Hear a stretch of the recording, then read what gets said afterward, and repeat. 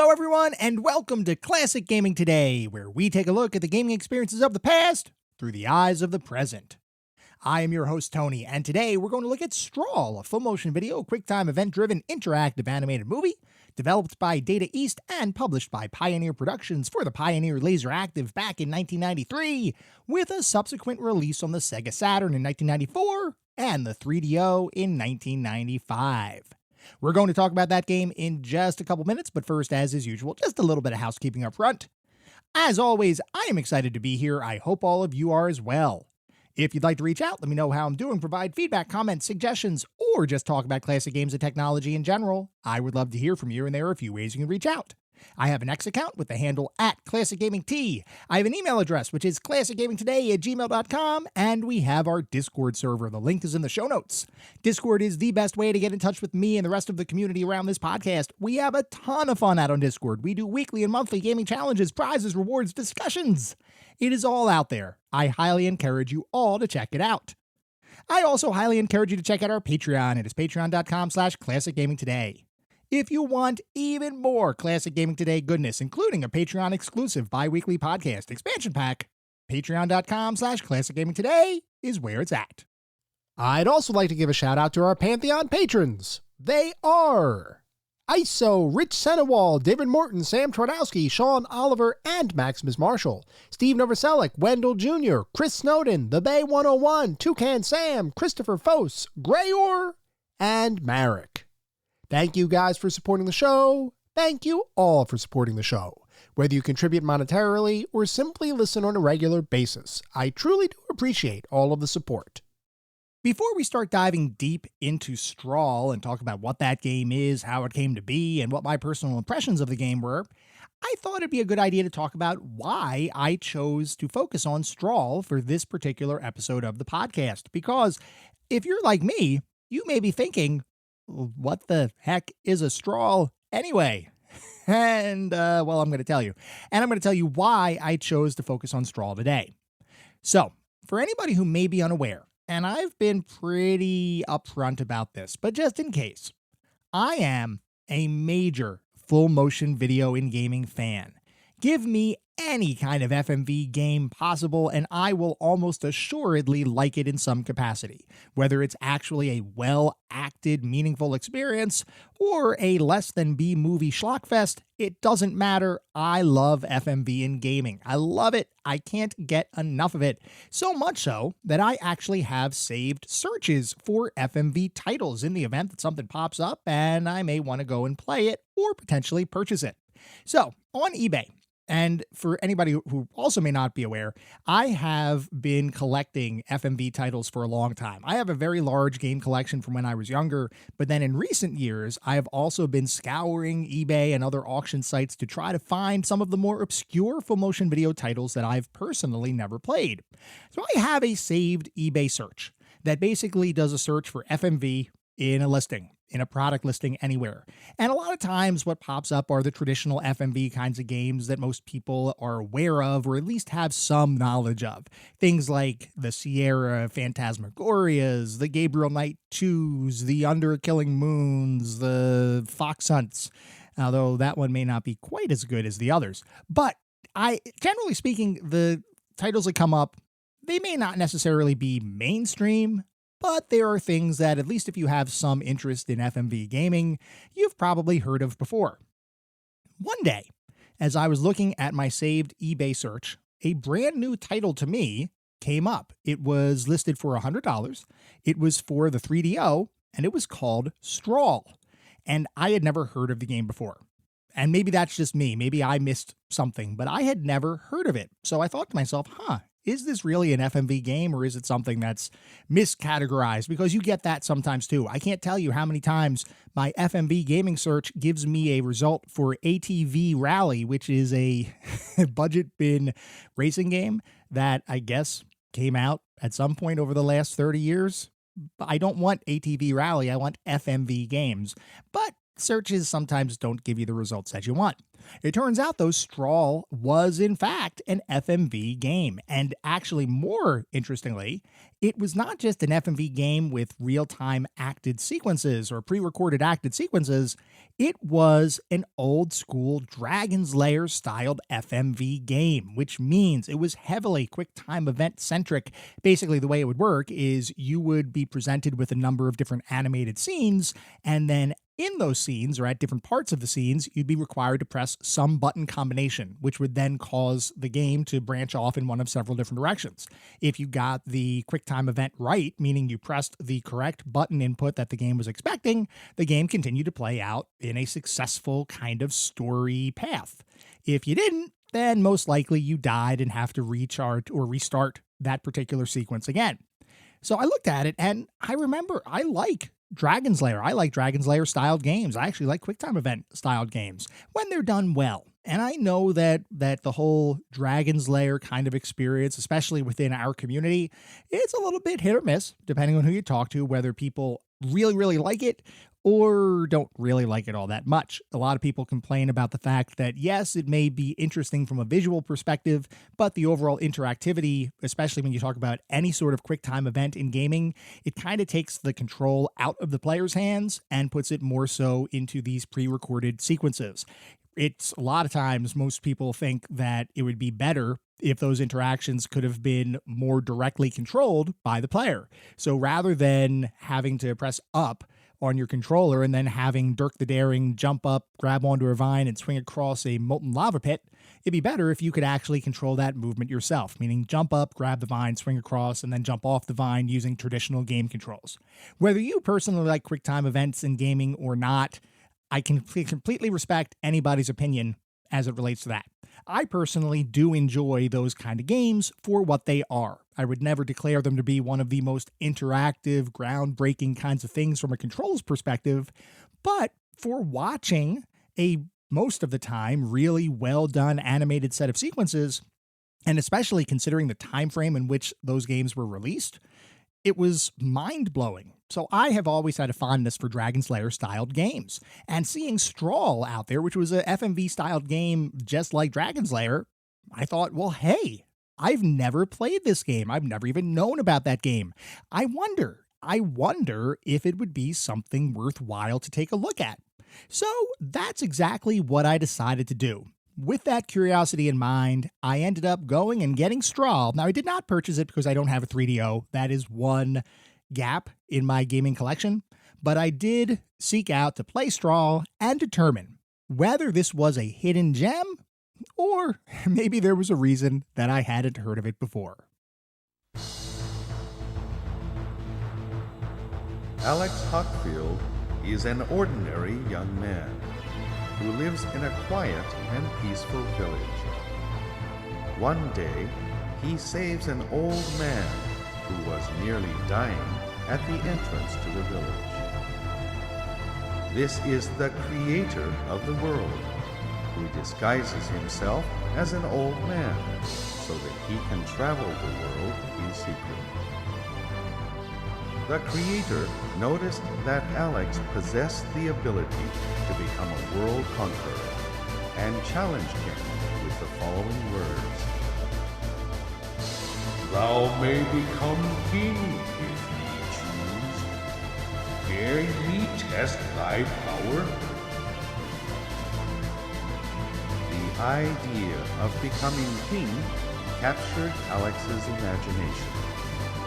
The creator waved his cane. Lights filled the air and then enveloped the creator. This is how Alex's long ordeal began.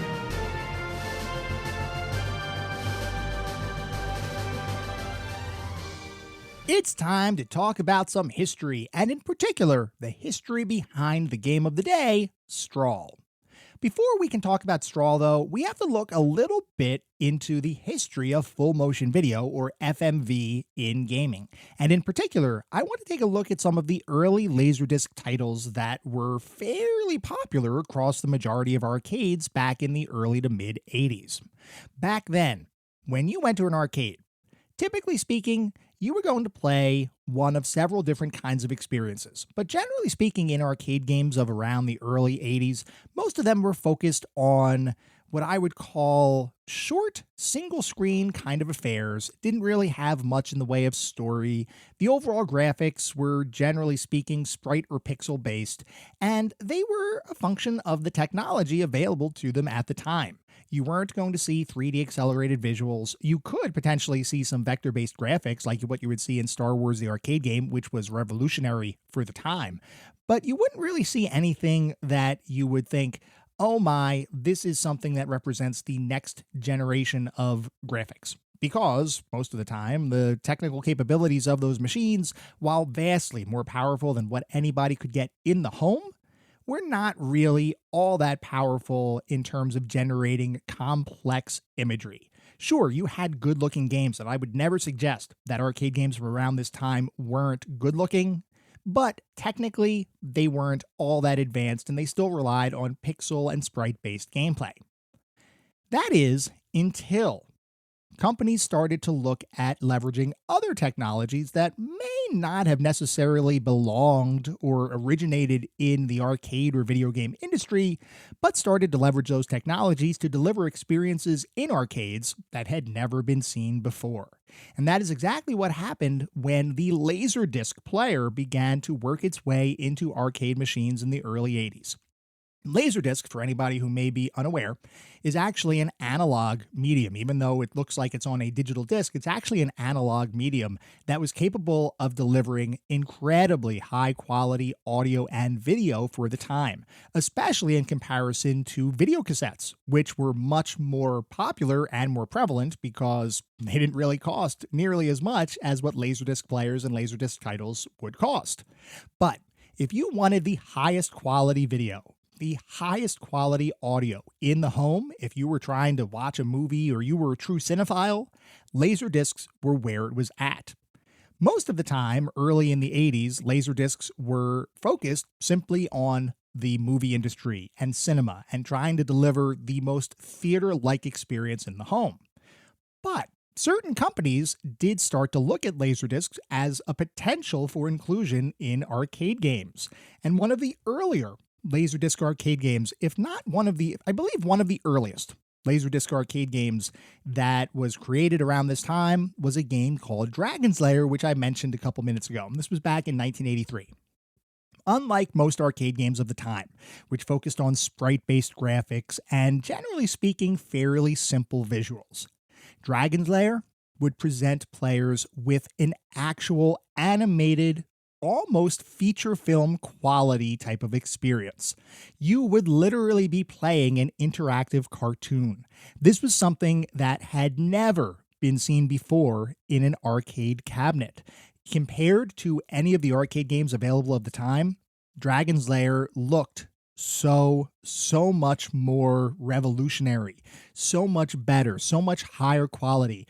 When you look at and I'm not talking about the quality of the games right now, but if you look at Dragon's Lair playing a fully animated, what is effectively a Disney-esque cartoon, and then you look next to it and you see Pac-Man as an example. And once again, forget about the quality of the gameplay or anything like that. When you simply look at the visuals, Dragon's Lair looks like it would be from the future. Legitimately, it looked unlike anything anybody had ever played before. And as you might imagine, the curiosity of arcade goers of the time was piqued because they had never seen something like this. So they would play Dragon's Lair and they would learn what Dragon's Lair was all about. And in the process, they would learn what laser discs in arcade games were good at and also what they might not be so good at. So for anybody who may be unaware, bringing a laserdisc and a laserdisc player into the arcade experience was really intended to drive higher quality visuals, to be a visually impressive kind of experience. So the way it would work is companies, and we'll talk specifically about Dragon's Lair. Dragon's Lair was created by Don Bluth Productions. Don Bluth being an ex-Disney animator who decided to strike out on his own to create his own animated films, which he did in fact do. And then, of course, he also contributed his talents and his company's talents to Dragon's Lair. So the way Laserdisc arcade games worked was you basically had the equivalent of a Laserdisc movie on these laserdiscs that would play in the laserdisc players embedded within arcade cabinets. Those movies would play, and the way it would work is the overall branching of the narrative, the overall way the game would switch from scene to scene, was completely dependent upon player input. But not in the way that you might think about player choice today. Where player choice today, when you think about somebody making a choice in a game and actually having some sort of narrative impact, player choice is really more focused around the different options and decisions you may make in a story that could make the story play out in a different way. In the context of Dragon's Lair, it was much more simple, where the actions of the user, of the player of the game, would cause different scenes to play in sequence. So let's say you were in a situation where you're trying to walk across a bridge and the bridge starts collapsing from under you. Well, if you pressed the up button or the up direction on your joystick, that might result in you grabbing onto a nearby ledge and being able to get across that bridge safely. Whereas if you don't, you may fall into a moat below and have to restart that sequence. So yes, there is a little degree of branching here, but not necessarily in terms of narrative divergence. It's really just more of the, did you survive? If so, keep playing. If not, go replay the sequence that you just failed at. That was the general concept behind these Laserdisc games, and in particular behind Dragon's Lair.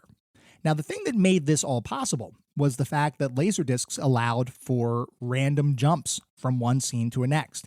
Think about a linear format like videocassettes, and you can see how trying to create this kind of experience with pre-recorded visuals on a videocassette simply wouldn't have really been possible, simply because of the linearity of the medium and the fact that getting from one scene to the next, if it wasn't truly sequential, would require some degree of fast forwarding or rewinding, which anybody who's ever used a VCR knows, fast forward is not really fast most of the time, depending on where you're going on your video cassette.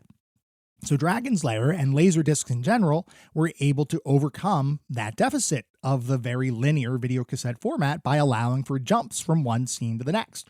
Now, interestingly, and not going to get too much into detail here, but Laserdisc players were not really designed for all of those random jumps from scenes to scene.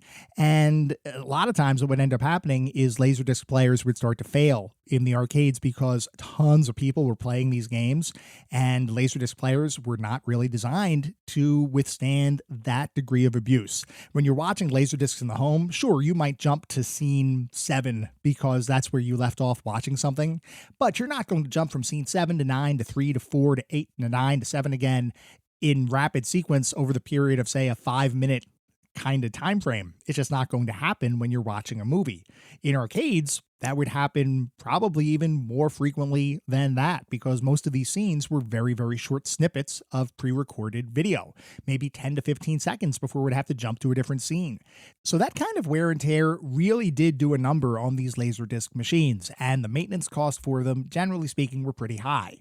But at the end of the day, because they were so popular, arcade owners, they were okay with that because people wanted to play Dragon's Lair. They wanted to play the other Laserdisc-styled games that were out there, like Space Ace, which was also a Don Bluth animated kind of experience. They had games like Cobra Command, Ninja Hayate, which, by the way, was eventually ported to the Sega CD as Revenge of the Ninja in 1994, in case anybody is more familiar with that title, and Time Gal. You had a ton of different Laserdisc experiences. Those were just a handful, by the way. Those are just a handful of the Laserdisc experiences that gave players these pre-recorded animated sequences, allowing people to feel like they were truly controlling and interacting with an interactive cartoon. Now, in the early days of Laserdiscs in the arcade, there were really a couple of animation studios who were responsible for the majority of these Laserdisc titles. And I'm talking more so specifically about the animation, not necessarily the gameplay, because you can kind of think of both of those things as two sides of a similar coin. You had one company that would focus mostly on actually creating the animated sequences, making the actual cartoons, and then you'd have another company that would marry those visuals with some degree of gameplay, most often quick-time event-driven gameplay. In America, you had Don Bluth Animations, with Don Bluth being the guy, like we talked about, that was an ex-Disney animator that effectively struck out on his own. Games like Dragon's Lair and Space Ace, those were both based on Don Bluth Animations. And then you also had a number of different games created by Japanese animation studios, and in particular, one that I want to focus on a bit more closely today is a company named Toei Animation. Toei Animation was founded in Japan in 1948, originally as Japan Animated Films, before being purchased by Toei in 1956 and subsequently having its name changed. Now, I will admit that I didn't really recognize the name Toei Animation when I sat down to begin working on this episode. I knew of the company Toei because of its relevance within the video game industry, but their animation studio, I didn't really know who the heck they were. And this, I will admit, like I said, this is probably my own blind spot, but I did not realize or recognize who they were. And after doing a little bit of research, I have no issue admitting that I must be living under a rock, because Toei Animation is pretty much one of the oldest and most prolific Japanese animation studios in the entire world. And they've worked on a ton of well-known movies and television shows, not to mention their video game work. So just as a small sample of the kinds of things they've worked on, the Dragon Ball Z cartoon that literally is known across the entire world, yep, that was them. Sailor Moon, another culturally significant Japanese animated series, that was them too. Transformers, those pesky robots in disguise, that was totally Toei Animation. G.I. Joe, yep, that was them. Inspector Gadget, 100% Toei. Jim Henson's Muppet Babies, also them. The 1980s version of Teenage Mutant Ninja Turtles, that was also Toei Animation. The fact is that the company has been responsible for almost 300 different Japanese animated television shows, over 300 different Japanese theatrical releases, and over 50 foreign productions. Now, I should be clear that they weren't always the sole animation studio working on a property. As an example, with Muppet Babies, that was a Jim Henson production as well. They had a number of different studios that were working on that television series. But regardless, Toei Animation provided a huge amount of support and animation work for a ridiculous number of television shows, some of which were local to Japan, but also some of which made their way internationally. Their work was truly pervasive across the entire animation landscape, and in Japan, they were and are one of the biggest animation studios in the country, and they do, of course, still exist today. Back in the 80s, with the advent of laserdisc technology, there was an opportunity that presented itself. They could create the animation not just for television shows and film, but they could potentially also create animated works for various FMV Laserdisc games, with video game development studios providing the coding and the framework for the game, and Toei Animation providing the art and animation. That general concept is what would lead to the release of Cobra Command, Ninja Hayate, and Time Gal across a period of time between 1984 and 1985. So this was over around a 2-ish year period where Toei Animation was contributing to Laserdisc FMV games. They would also work on the animated sequences for a game called Chansey's Stone, which was a 1985 title that was intended to be another Laserdisc FMV kind of experience. And there was complete intention to have that game release in arcades. The gameplay and the actual game framework itself would be completed by Data East. But unfortunately, it was ultimately canceled because, in the eyes of many and within the studio, within Data East and just across the collective collaboration between Data East and Toei Animation, it was determined that Chansey's Stone might have been just a bit too close to Dragon's Lair. And because of some of the continued maintenance costs associated with Laserdiscs in arcades, it was determined that it was not the right time to release yet another Laserdisc FMV kind of title.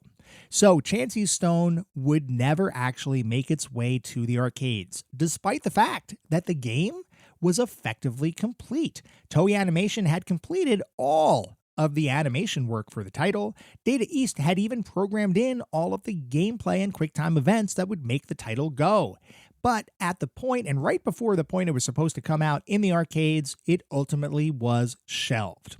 That singular event with Chansey's Stone would end up being a bit of a harbinger of things to come. because laserdiscs in arcade games, and specifically these animated FMV laserdisc titles with QuickTime event-driven gameplay, they would fall a little bit out of favor as the 1980s continued to progress.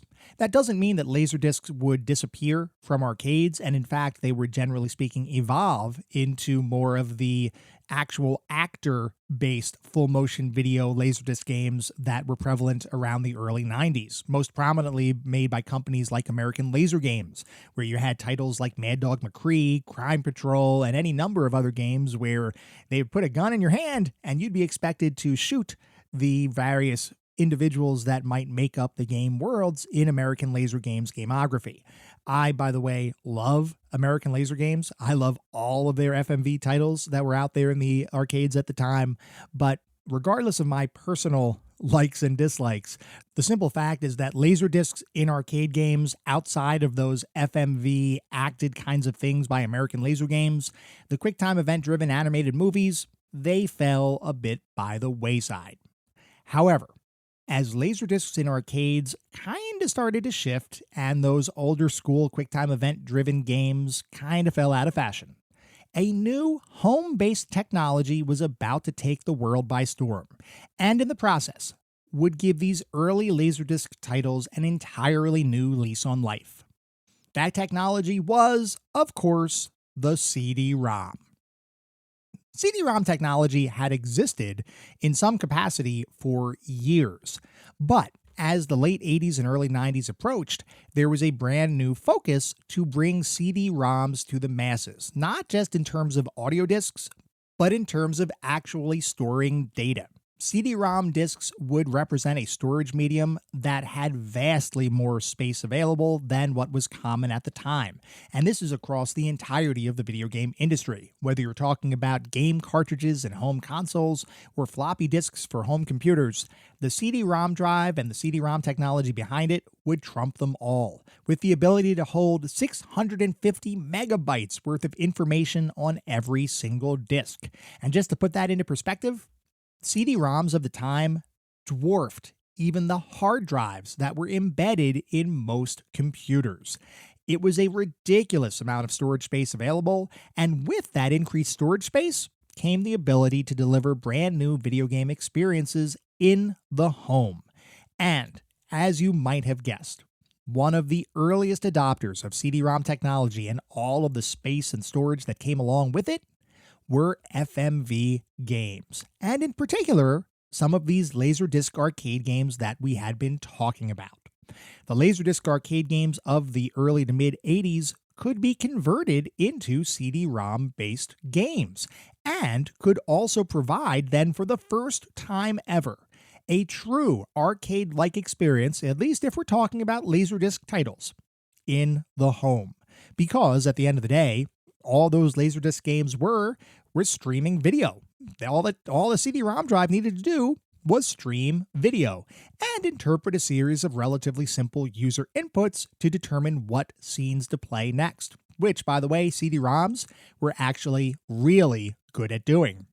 The whole concept of randomly jumping from one scene to another, that's something that CD-ROMs were built from the ground up to support, and oftentimes performed better than their Laserdisc equivalents, and certainly with less maintenance cost, because CD-ROM drives were more capable at doing these kind of random jumps from scene to scene. Now, I will say that CD-ROMs, while amazing, and while certainly a major leap in the overall video game and computer game landscape, did have some limitations when compared to actual Laserdisc technology. The thing with CD-ROMs is that they were primarily a data-driven medium.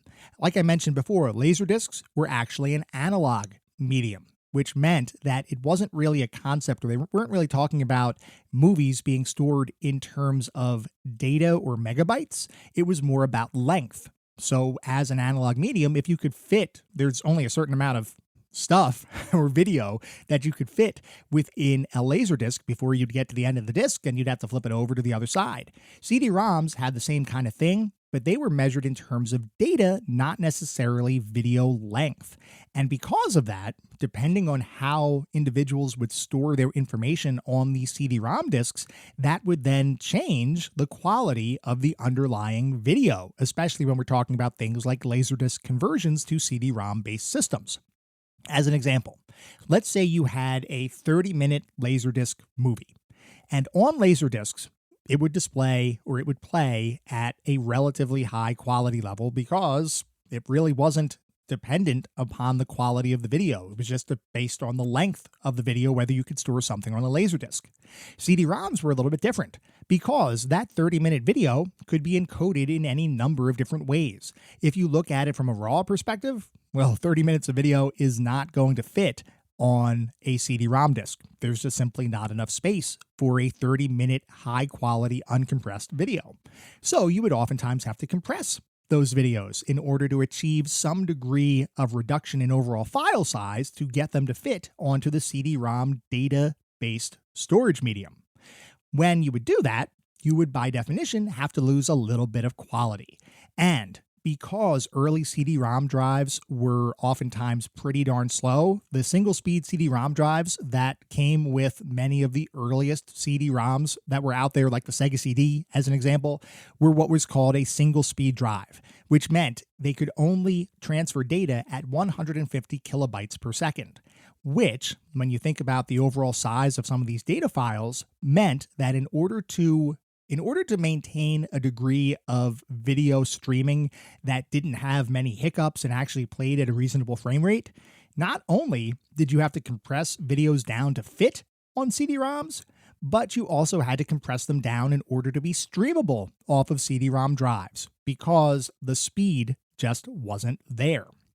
So, yes, these Laserdisc arcade titles were coming into the home. But because of the limitations of CD-ROM technology of the time, most of the time, those Laserdisc titles would be, I would say, lesser quality equivalents of their Laserdisc counterparts. Certainly, the visual quality would degrade, and if anybody has ever played a Sega CD FMV-based title, whether you're talking about the Laserdisc games from the arcades, or even just standard full-motion video titles, you'll often see that most of the videos in those Sega CD titles were either grainy or were very, very small postage-size stamped kinds of visuals, and oftentimes both, simply because early CD drives like the Sega CD and single-speed CD-ROM drives that might have been in computers just weren't capable enough of streaming larger-sized videos, and certainly videos that were compressed with a higher overall bitrate.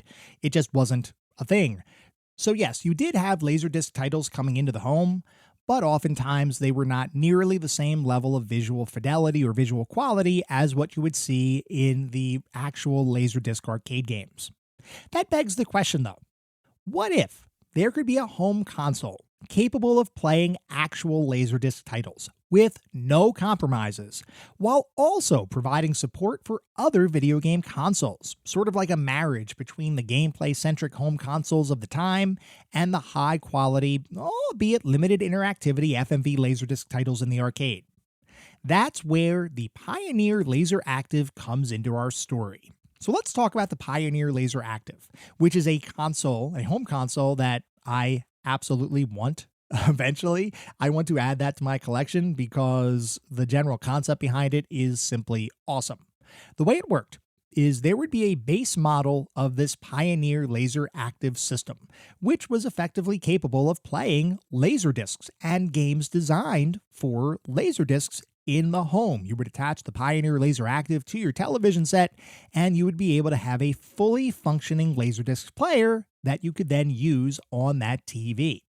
The thing that makes the Pioneer Laser Active interesting, though, is the fact that not only was it a Laserdisc player, but they would also include a number of different modules that could be bought and added to the console to make it sort of a super console. So you had the base Pioneer Laser Active console. You could also purchase a module for Sega games that would allow you to play Sega Genesis and Sega CD games on the Pioneer Laser Active. There was also a module for the TurboGrafx 16 or PC Engine, depending on where you live, where you could actually then play TurboGrafx 16 games on the console. There was also a karaoke module where you could then play karaoke laserdisc titles. And the cool thing about all these modules is that as you would buy them, the underlying capabilities of the Pioneer LaserActive console would continue to increase and improve. So you were literally upgrading your LaserActive beyond its base capabilities simply by buying these additional modules, which, by the way, would also let you experience all of these other games that were not actually designed for the LaserActive. It was an amazing concept. It sounded almost too good to be true, but I'm telling you right now, it was true. The only thing is that, as you might have guessed, this was a fairly premium device. And when I say premium, I mean really premium. The LaserActive would release in 1993, and at the time, the base model, meaning just the Pioneer LaserActive itself, would sell for $970. And then, when you started to add in all of the other modules that could go along with it and combine with that console, it got even more expensive. The Sega Genesis and Sega CD module add-on, that cost another $600. The TurboGrafx 16 add-on, well, that also cost $600. That karaoke module to make sure that you can actually sing with all your family and friends, that cost $350, which meant that if you wanted a fully decked out LaserActive console, it would have cost somewhere around $2,500 in 1993 money, which today is just a smidge under $5,500. That is a lot of money to spend on a video game console. But the simple fact is, if you wanted a truly premium experience that could play a ton of different games, LaserActive was the thing to get, assuming you had the money. Now, if we put aside the add-on modules for a minute, the base LaserActive system provided a relatively easy way to port older Laserdisc arcade titles into the home without any loss in quality, unlike what you would see in CD-ROM based ports, because the LaserActive was a Laserdisc based system, so it followed the same exact rules as the traditional kinds of Laserdiscs. And as you might expect, given this brand new way to play Laserdisc games in the home, there would be a bunch of ports and newly created Laserdisc titles that would make their way to the system, with several of the games that Toei Animation previously provided the visuals for launching on the LaserActive, such as Time Gal and Road Blaster. At the same time, there was also an opportunity to bring new, never-released titles to the console.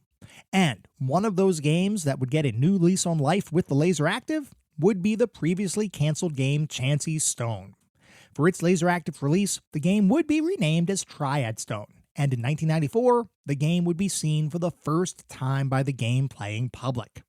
Data East's previously canceled game featuring Toei Animation's unique visual stylings had finally seen the light of day, almost a decade after it was originally made. Now, it might come as a surprise, but maybe not. But the LaserActive was not a really popular console, or at a minimum, it simply didn't sell all that well, simply because not many people were willing to spend over $2,500 for a video game console, despite the fact that it would allow you to play games from a number of different companies' libraries, and despite the fact that you could have the first truly high-quality Laserdisc video game experience in the home. So what that meant is that even though the LaserActive provided an experience that you literally could not get on any other console, a number of LaserActive's games would end up being ported to CD-ROM based consoles, once again with all of the limitations that CD-ROM based technology came with. So while you may not have had the highest quality in a CD-ROM based game in comparison to their Laserdisc counterpart, at least you could actually buy the game for relatively cheap. And you could buy the consoles the games would run on for much less money than buying a LaserActive system. And one of the titles to be ported from the LaserActive to other consoles was Triad Stone, with two main targeted platforms in mind: Sega's 32-bit Saturn console and the FMV powerhouse system that I still want to buy today, the 3DO. For those ports to those couple of consoles, the game would once again be renamed. What started as Chancy Stone and was changed to Triad Stone for the Laseractive release, would now, on the Saturn and 3DO, be known as Strahl. As Strahl, the game would release in late 1994 in Japan, with a North American release following in 1995. And the question on most of your minds, I know there was a question in my mind when I read about this, was, okay, finally, Strahl, as it was now known, is finally getting released on much more popular, affordable consoles than the Laseractive. It finally made its way into the home. What would the overall critical response be? Well, not great. Not good at all. Its best reviews ended up being mediocre, while its worst, oh, get your flame suit out, because it's not pretty at all. Generally speaking, though, critics did enjoy the game's visuals and animation style, which is owed largely to Toei Animation's talent. The actual game, though, that was universally considered to be pretty darn rough.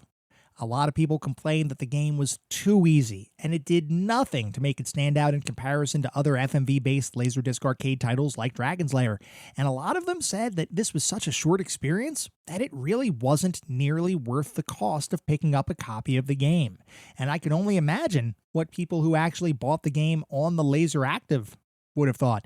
Actually, I wonder if there was somebody out there that bought a Laseractive system simply to play Triad Stone, which, wow, that would have been an investment. But regardless of my musings, nowadays, you really don't hear about this game at all. I know I had never heard of Chansey Stone, Triad Stone, or Strahl before I sat down to actually start playing the game. And I will admit, even after learning about the game, and even after learning about its critical reception, which was not great, I was still curious. I was curious. Is this simply another situation where the vast majority of gamers and critics disliked something simply because it was an FMV title, and as we all know, FMV games are not supposed to be good? Or is Strahl, or Chansey Stone, or Triad Stone, or whatever you want to refer to it as, is it truly a bad game? I needed to discover whether Strahl was a hidden Laserdisc gem, or if it should have remained on the shelf, never to be played again.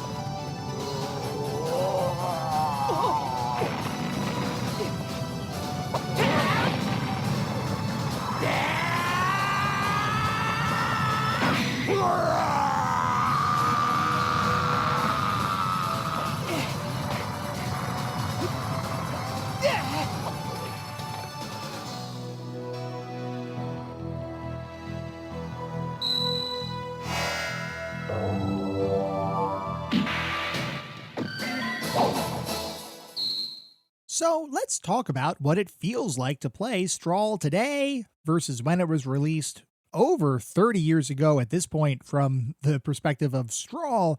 But if you look at it from its earliest inception, 40 years. 40 years ago, this game was originally made. What does it feel like to play it today?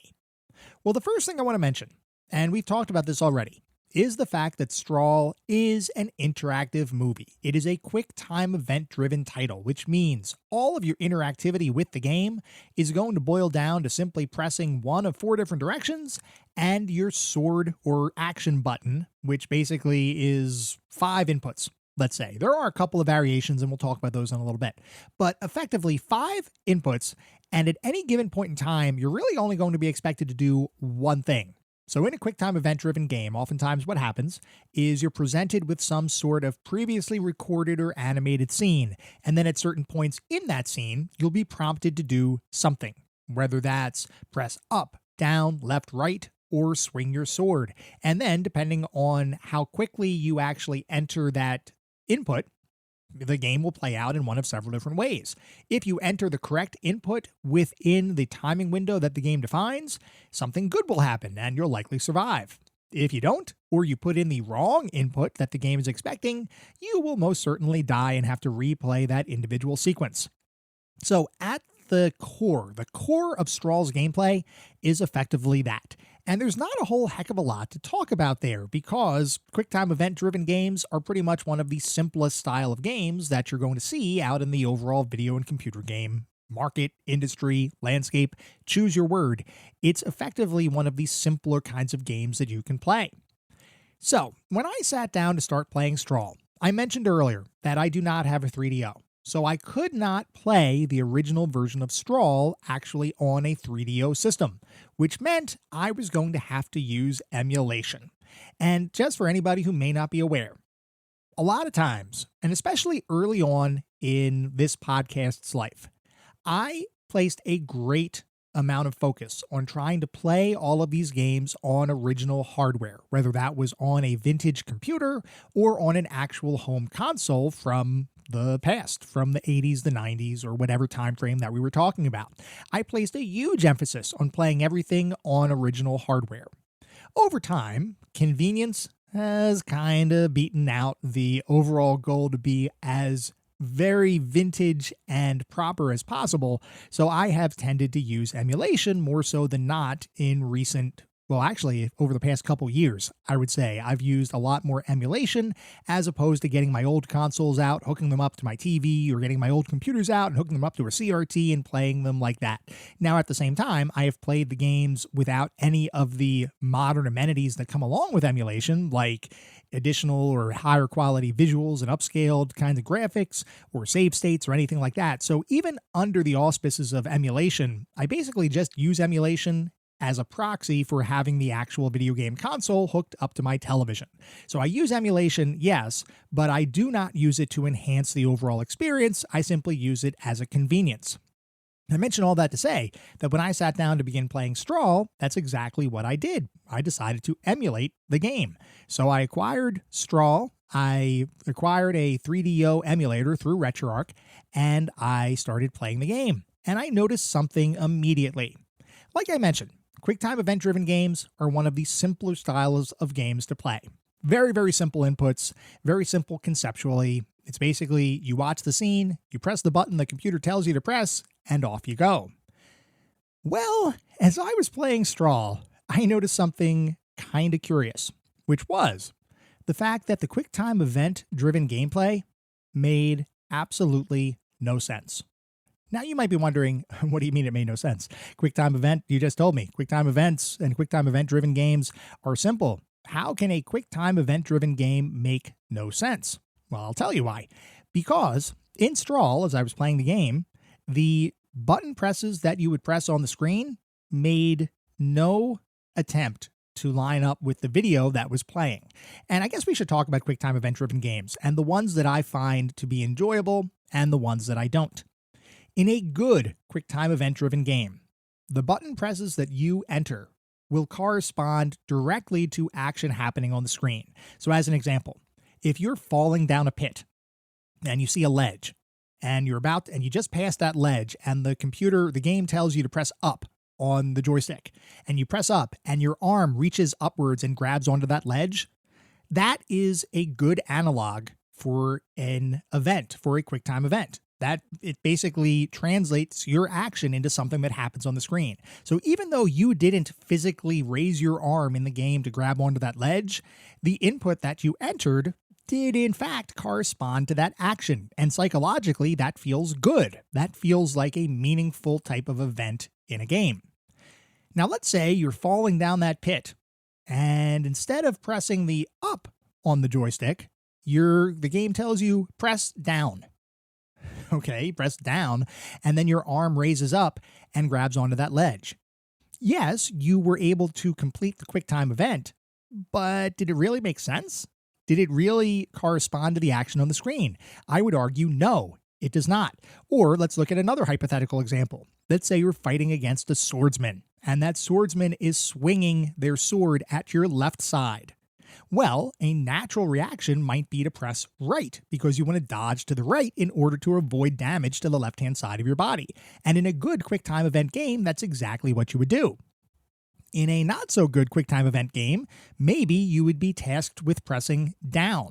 And you might think, okay, well, down, maybe you duck under the swing. But no, instead, pressing down simply dodges you to the right. That makes little sense, because the input that you entered does not correspond to the action on the screen.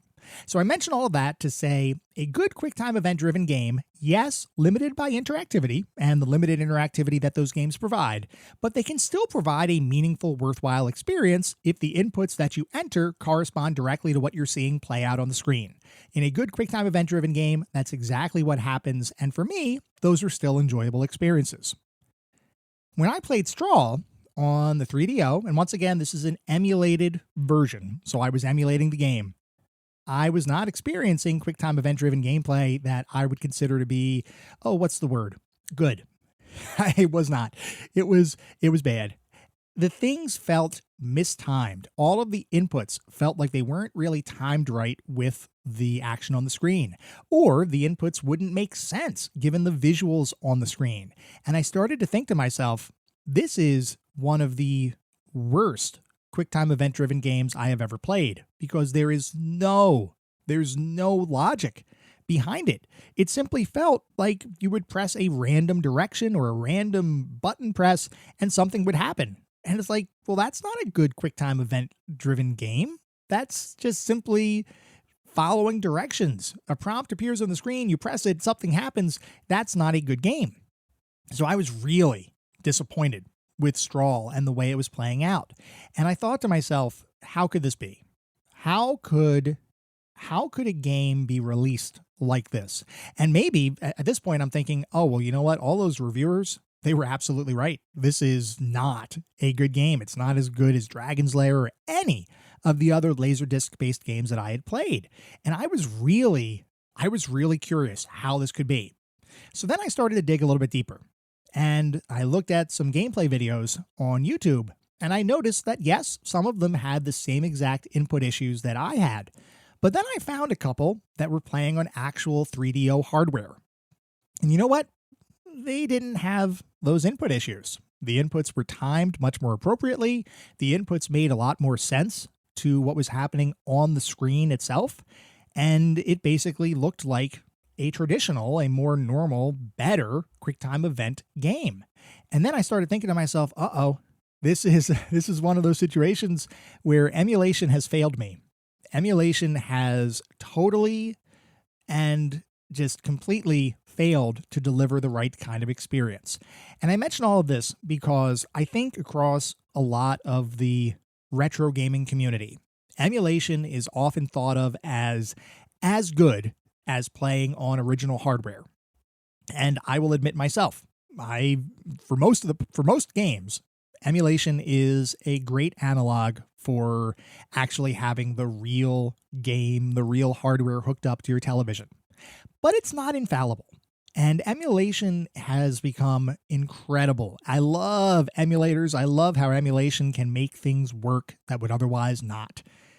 But sometimes it doesn't really give you that right kind of experience. And in the case of Strahl, it was actually creating a much worse experience than the original version of the title. So I thought to myself, well, geez, I can't pass judgment on this because the emulation for it is bad. I've I've got to pass judgment on how the game actually plays in reality, not the crappy version of the game that was being emulated. And I don't know if that was because of the emulation quality of the emulator or something else was up, but regardless, it didn't do it. It didn't match my expectations, but not because of the game itself. It didn't match it because the emulation just was poor. So I couldn't leave it like that. So I did the only thing that somebody in my situation could have possibly done.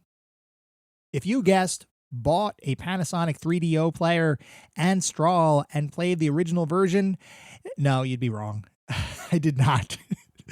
I did not spend hundreds of dollars just to create this episode because Strahl itself sells for around $100. The 3DO, probably a couple $100 to get a nice working one in good condition. I didn't do that. I'm sorry. I'm dedicated, but I wasn't about to go down that rabbit hole. What I did do, though, is I was able to find the original unpublished laserdisc version of the game. And the emulation for that, which uses an emulator called Daphne, which is effectively the laserdisc emulator for all of these old school laserdisc games. I was able to find it, I was able to play it, and that gave me a much more real experience. That aligned perfectly with what my expectations were in terms of QuickTime event gameplay, how those QuickTime events would translate into the visuals on the screen, and how that played out. So what's going to end up happening is I'm going to do a compare and contrast between the original and the 3DO based version of the game. So we're basically looking at Chansey's Stone, which was the Laserdisc original, and Strahl, which is the 3DO version of the game. For the purposes of the 3DO version, I am throwing out all of my observations around the overall gameplay and the fact that the QuickTime events didn't line up with anything in the game, simply because that wasn't the game's fault. That was truly the fault of emulation. I will not hold that against it. But every other comparison I'm about to make is valid if we put aside the QuickTime event-driven gameplay, and I'll talk a little bit about how well the real QuickTime event-driven gameplay is implemented in the game. But if we put that aside, I'm going to do a compare and contrast between Strahl and Chansey's Stone. And we're going to be determining if one or both, or maybe neither, is worth your time today.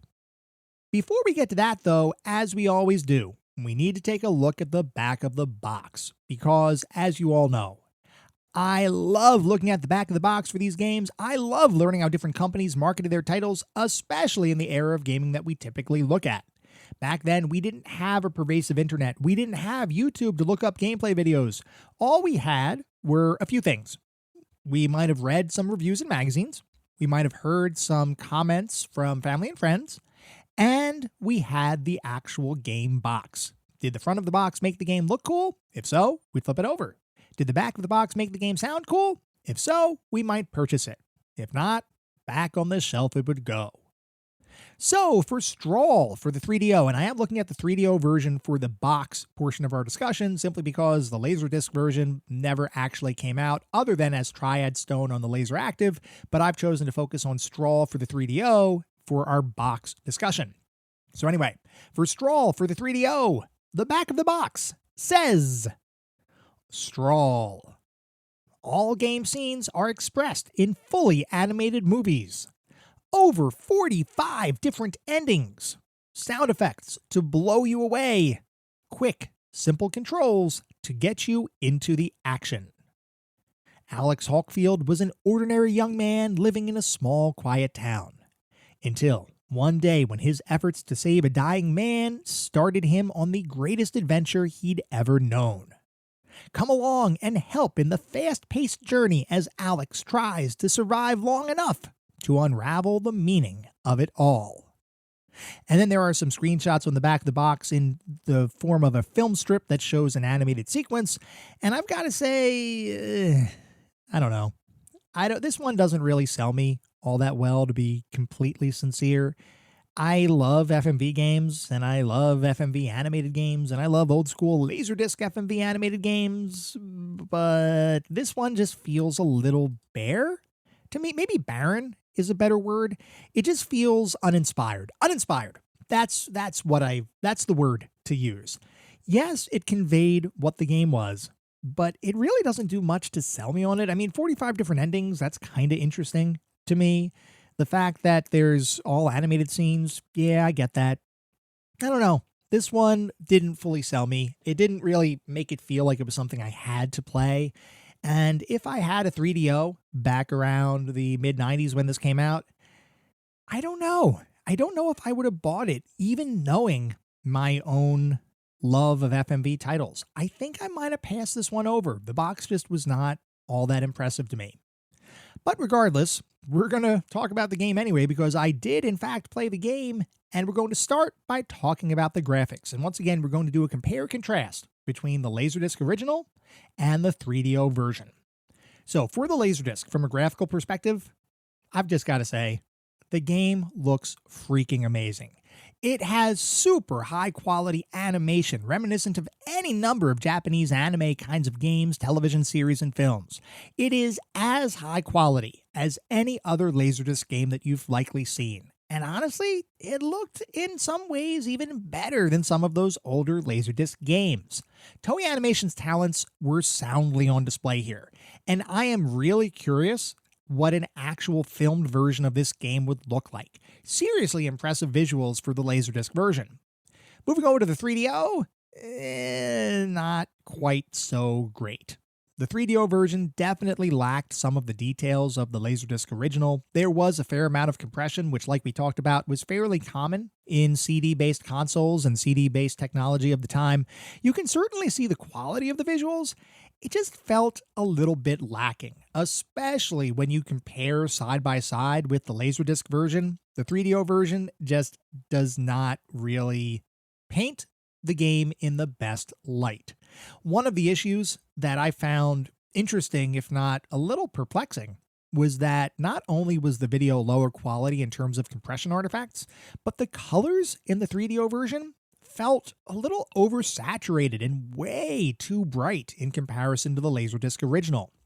All of the little details in each of the scenes from the Laserdisc title got washed out in the conversion, making for visuals that actually felt a little bit older than they actually were. It was a very weird thing, but I was not really all that impressed with the 3DO version of the game. Overall, there's nothing too terrible here, but there's also nothing particularly impressive. I will say, though, that the graphics were one of the highlights of the overall experience. Whether you're talking about the 3DO version or the Laserdisc version, the graphics were definitely a highlight. Moving on to the sound and music, fact of the matter is, regardless of which version you're playing, both versions of the game sounded pretty darn great. Though interestingly, they don't actually share the same soundtrack. I'm surprised that the soundtrack for the games weren't identical, because this was all pre-recorded. Why wouldn't the soundtrack remain the same? It's pre-recorded video. I would have assumed the soundtrack would have been part of that video stream. But no, the soundtrack is actually different. I was also surprised that between the two versions of the game, only the Laserdisc version had voiceovers in any capacity. I don't know why voiceovers were removed from the 3DO port. It's not like there was a space issue. The voiceovers could have very easily fit on the 3DO disc. I honestly don't know why there was a change, because the Laserdisc version did have a narrator of sorts that would provide different, not really commentary, but more of direction as far as what you should do at any particular point in time. Now, I will say that that narrator was pretty corny, but it was also endearing. And every time I heard that disembodied narrator say, "Power, more power," I've got to admit, a silly grin spread across my face. It probably shouldn't have, but it did. So I thought that was a nice addition to the Laserdisc version that I honestly was a little upset was missing from the 3DO version. Now, there was some voice work in the 3DO version of the game, all of which was fine for what it was, but I did miss the narrator just a little bit. For the most part, though, I don't have too many complaints about the audio on display for either version of the game. This was honestly another aspect of the overall title that was a highlight for me. So the graphics, the sound, and music, those were definitely highlights of the overall experience. Now, the story, a little interesting. Now, what I found even more shocking than the fact that the soundtracks for the game differed was the fact that the stories for both versions of the game are fairly different from each other, which is even more shocking than the soundtrack, because they're both 3DO and the Laserdisc are both based on the same pre-recorded animated scenes. I don't understand why the narratives would diverge. But regardless, the narrative is relatively simple at the end of the day. In the Laserdisc original, so in Chansey Stone, your goal is to collect 3 different stones to prevent something bad from happening to the world. In Strahl, which is the 3DO version of the game, you need to collect 7 different fragments of a stone to make the world a better place. Now, in the Laserdisc original, I will say that I actually appreciated the way the story was given here because all of the scenes were presented as a continuous sequence, split up as a series of around 8-ish or so levels. There were no random sequences, which I appreciated. Games like Dragon's Lair, which has less of a focus on the narrative and more of a focus on the gameplay, those were often more focused on the scenes themselves and not an overarching narrative, which means each scene wasn't really stitched together in a story-based way. Chansey Stone, by contrast, did present a sort of storyline within the game. There wasn't a ton of narrative included within the overall scenes that were depicted, but I did appreciate the sequentialness or the linearity of the scenes because it felt more so that I was experiencing a full adventure versus a series of randomly stitched together scenes. So on that Laserdisc original in Chansey Stone, I appreciated what was delivered. I did kind of want more narrative in the game itself because other than that high-level overarching narrative that I just talked through with trying to find 3 stones to save the world from some impending doom, there really wasn't much there that made each scene make sense as part of an overarching story. They were all semi-independent from one another. The 3DO version of Strahl actually does things a little bit differently in that rather than presenting a sequential sequence of scenes, you have the ability to select which level you want to tackle at any point in time. Now, once again, there's really not much of a narrative in the game's levels. You're doing stuff to get closer to the game's completion. You're finding these 7 different fragments of stones to basically make the world a better place. And you do get a little bit of story exposition after each of those levels where the game tells you what happens because you just collected that fragment of stone. So there's a little bit more narrative in Strahl in the 3DO based version of the game, but still, from my perspective, nothing really to write home about. Honestly, just overall, I expected more here because the game was set up to have an actual narrative, and I would have expected or wanted more of that to be present in the gameplay itself. There was really not much here, so I don't think that there was anything that I would call horribly done with the narrative and story, but I just feel like there was the potential for more. I feel like there was the potential for a better narrative. Ultimately, I feel like that effort was squandered. So a little bit of a miss here from a narrative and story perspective. Moving on to the gameplay, there isn't really a whole heck of a lot to talk about here other than what we've already talked through, because QuickTime event-driven titles really don't have a ton of complexity behind their controls.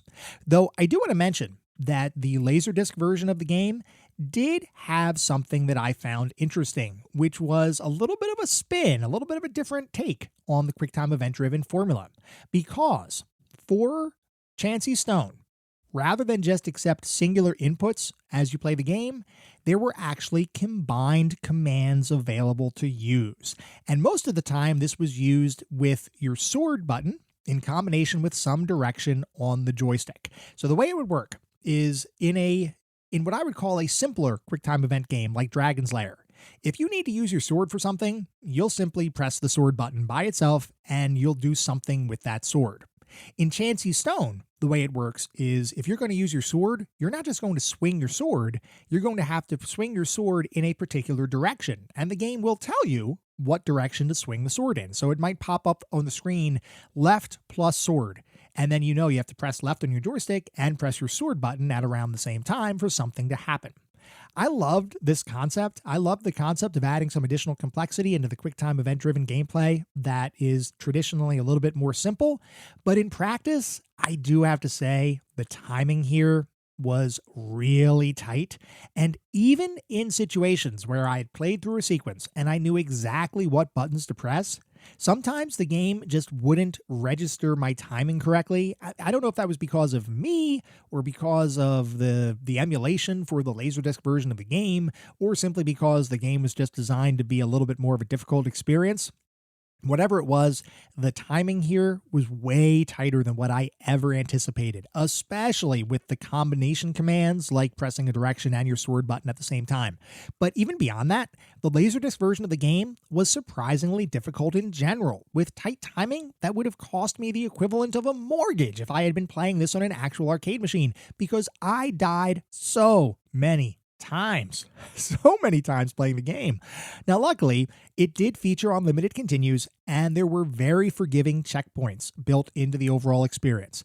The unfortunate thing is it's not really clear to me if those options would have been the default if the game was actually released into the arcades, or if arcade owners would have gravitated towards a more punishing continue restriction like other titles similar to Dragon's Lair, where you didn't really have much in the way of continues or extra lives, and oftentimes if you failed, you'd have to start the game all the way over from the beginning. Chancy Stone was very much more forgiving in that regard, but I just don't know what would have happened if this actually made its way into the arcades, if those would have been the defaults, or if it would have been a little bit more punishing. Luckily, I didn't have to worry about that because the game was, in fact, not so punishing from a continue perspective. Now, one of the other interesting things about both Chancy Stone and its 3DO port Strahl is the fact that the game actually included on-screen prompts for what you needed to do. A lot of games back then with QuickTime events, they didn't have the actual direction and button appear on the screen for what you had to press. It didn't show up when you had to press up on the joystick. There might have been a flashing section of a screen, or there might have been the visual cue that said, hey, you need to do something here and you probably want to press up, but they didn't really have the actual up arrow appear on the screen itself. Chancy Stone did have that, which I thought was a nice feature, and also a little bit, I don't know, maybe a little bit too streamlined. I'm kind of on the fence on this one because QuickTime event-driven gameplay can be really cumbersome at times. It can be a little tricky. It can also be kind of frustrating when you think you need to press a certain direction, but the game wants you to press another one, and it's not explicitly told you what you need to do. So I appreciated the fact that the game actually showed those prompts on the screen, but at the same time, I feel like if they didn't include those and they had tweaked the timing of the inputs a little bit, you might have had a little bit more of an engaging kind of experience. I don't know, I'm kind of on the fence on that one, but something I did notice as I played the game. Regardless, even with those prompts, the Laserdisc version of the game was still super difficult.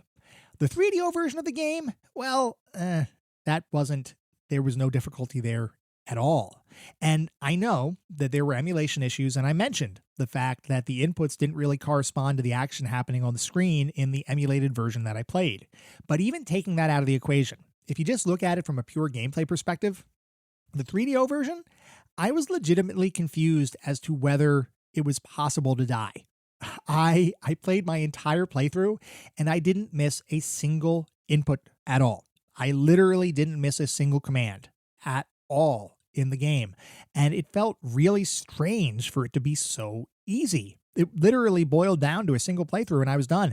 I know the game advertised 45 different endings, but I played through it a couple times, and I'll be honest, I didn't notice anything appreciably different in the ending. Maybe I'm just not seeing it, or I just glossed over it, but I didn't see anything that would warrant additional playthroughs, especially considering the game is so easy that there's almost no challenge here whatsoever. It was so bad that I actually had to intentionally not press a button in order to see a fail state happen.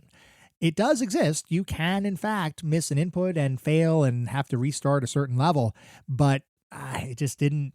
It was not nearly. You know how on the Laserdisc version, I was saying that the controls are too tight? The timing for the controls was too tight? Well, the timing on the 3DO version was too loose. It was like I need a Goldilocks scenario. I need something that is just right, and neither version of the game gave that to me. It's entirely possible this was an emulation issue, but I've got to say, just based on what I was able to experience, neither version really clicked with me from a QuickTime event perspective. Regardless of which version you play, it's a bit of a mixed bag. So, what is our verdict on Strahl and by extension Chancy Stone? Well, this is a tough one because as I sit here reflecting upon my time with the game, I'm not left with any feelings of particular goodness or negativity really. Yes, I have some criticisms of the game, but I don't really feel any way in particular. It's like, yes, it exists, but okay, I guess that's fine. I'm completely ambivalent right now. And the fact is that regardless of what version of the game you play, I think this was a legitimate miss in the laserdisc gaming scene. And after having experienced both the original unreleased version as well as the 3DO port, I can safely say that the game's original cancellation in 1985 was probably a blessing in disguise. And I hate to be overly critical, but the fact is, the game just doesn't do anything special to warrant its existence. And in some cases, it even does things worse than some of its contemporary peers, which means why would anybody really ever play this game? Now, like I mentioned, the visuals and the audio are actually pretty good. And I do believe that Toei Animation did a solid job with the overall animated sequences in the game. The audio was good regardless of what version of the game that you might play. But at the end of the day, that's really not quite enough to save either Strahl or Chansey Stone from their overall fate, which is to be recognized as a somewhat obscure, definitely disappointing entry as a footnote in gaming history. I wish I had better news to convey, but I don't. Strahl, Chansey Stone, Triad Stone, whatever you want to call it, this is not the game for you. It's not the worst thing out there, but it is something that is entirely missable, which is why, for me, it definitely deserves its spot as a footnote in gaming history.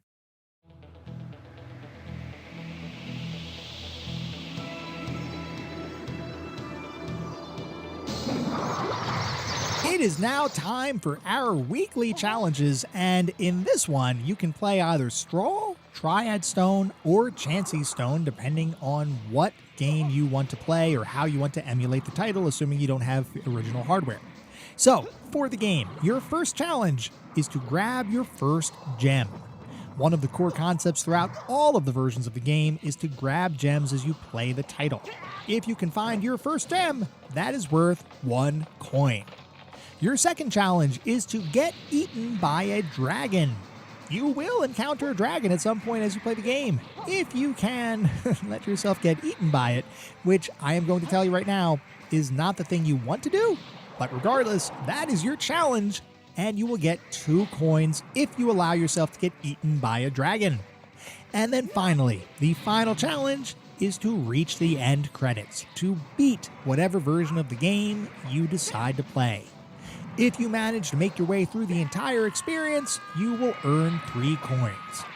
As always, post proof of your accomplishments out on the CGT Gaming Challenges channel over on Discord. Good luck! You're going to need it.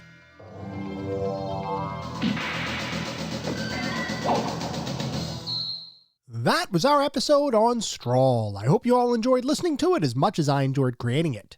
If you'd like to reach out, let me know how I'm doing, provide feedback, comments, suggestions, or just talk about classic games and technology in general. I would love to hear from you, and there are a few ways you can reach out. I have an X account with the handle @ClassicGamingT. I have an email address, which is classicgamingtoday@gmail.com, and we have our Discord server. The link is in the show notes. Discord is the best way to get in touch with me and the rest of the community around this podcast. We have a ton of fun out on Discord. I highly encourage you all to check it out. I also highly encourage you to check out our Patreon. It is patreon.com/ClassicGamingToday. If you want even more Classic Gaming Today goodness, including a Patreon exclusive bi-weekly podcast expansion pack, patreon.com/ClassicGamingToday is where it's at. Before we sign off for the week, I do want to mention that our next episode is going to be focused on Contra 4. So definitely write in, let me know what you think, and have your comments featured on the show. At the same time, I recognize you're likely listening to this podcast on any number of podcast services. And if you would feel so inclined, it would be great if you could leave me a review. This is not about trying to bolster star counts. This is not about trying to harvest a ton of 5-star ratings. Though if that happens, awesome, it means we're doing something right. No, what it's really all about is trying to deliver the best possible podcast I can. The only way to do that is to get feedback from all of you, the listener community, to make sure I'm hitting the mark and delivering the content you all want to listen to. We get new listeners every single day, which is simply amazing. I want to continue to grow this community and continue to make the best possible podcast I can. We'll be back in around a week with our next episode focused on Contra 4. Until then, remember, sometimes the games of the past are just as good, if not better, than the games of today. Goodbye, everyone.